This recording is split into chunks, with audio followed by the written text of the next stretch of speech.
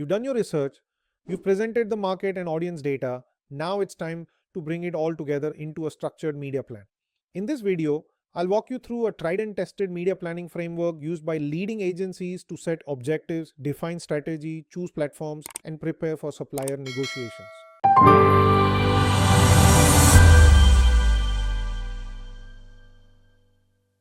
I'm just going to briefly explain it to you, a media planning framework, which more or less all the agencies and clients are very familiar with. How that framework works, and this again you can use it for some kind of pitch you are doing to the client. So basically you give product knowledge, you know everything about the product, what exactly this product about, what are the ways the products have been used, what are the other competitions or those kind of people are doing, what kind of platforms they are using, and all those kind. Market insights, what is the size of the market, where all the TGs are present, all those kind of information completely related to that product market. Audience insight, something which I've already told about. What will we get into deep dive into audience, historic performance. If there is a past campaign which you have ran for the same client, then you provide those historic performance, or you can also get information from platforms like Google or Facebook or someone else, where they can give you an overall view as to how this campaign or how this kind of TG or the industry has really performed in the past. You need to check if there is any seasonality about the product which you are launching or planning to advertise, and take that into account. And most important piece is, what is competition is doing, right? What exactly are they running? What kind of ads they are running? What kind of content they are running? What is the strategy they are using? So all those also comes into picture. So basically you give an overall framework to a client so they get a good understanding about how their market is, how the product is going to be functioning, what are the audience, how they're going to target them, what are competitors doing, if there is any historic performance. All those things will be clubbing in this framework. The other piece, when it comes to media planning, this is a normal stage with any agencies will follow, which is nothing but, as we discussed, they're going to do market analysis, right? They're going to understand your entire market. If it is a fitness related product, then they need to identify that how big is the market and what is the opportunity.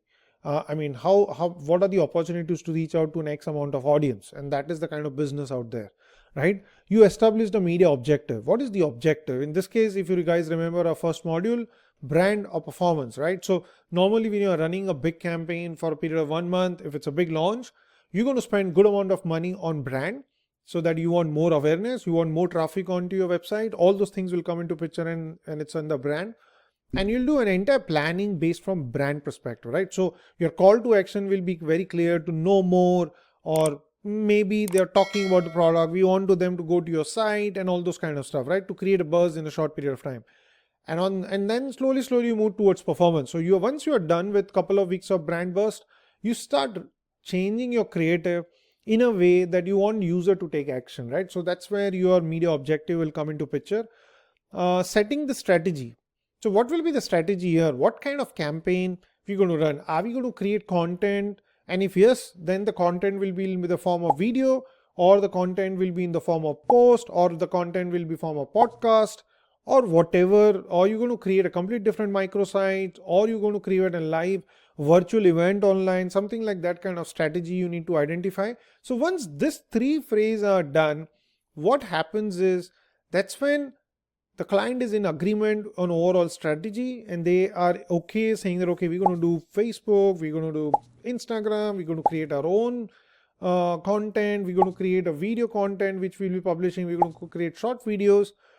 And once everything is agreed and more or less clients are okay with it, that's when agency will start reaching out to suppliers, right? So that's where selection of supplier comes into picture. So that's when you will reach out saying that, okay, this is the kind of plan we have made, clients have agreed. Then you call up those guys and say, hey, you know what, this is a campaign upcoming and we are looking for or X amount of campaign spends.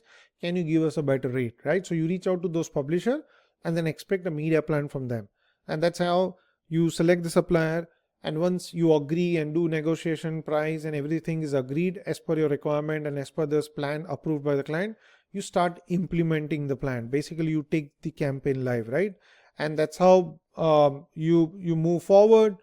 And then once the campaign is live, you evaluate and do the follow-up. You understand, you optimize, and you keep optimizing the campaign. So for example, you've taken publisher 1 and publisher 2, but some reason publisher 1 is not really giving that kind of ROI.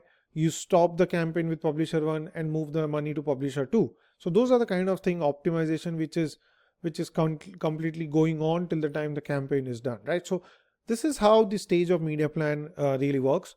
A lot of time agencies involve supplier when they need actual time to reach out to the supplier, basically more for price negotiation and just getting any new format or ads or something which is launched with the publisher can share with them.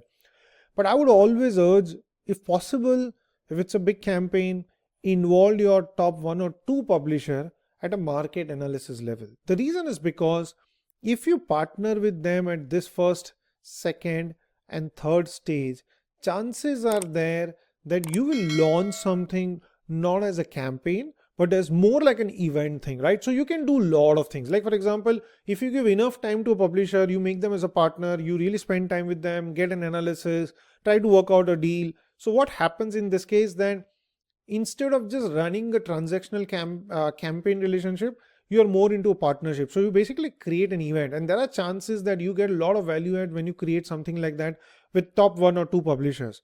And that gives you an upper edge and really give you that kind of advantage, right? So there are very high chances of your campaign really getting larger than life, really getting that kind of exposure, and end of the day you get the ROI which you're looking for. So I always urge normally to involve at least top publishers from stage 1, which is market analysis level, so that they can give a lot of expertise and ideas from their side. Follow along in the playlist. We're just getting into the real strategy.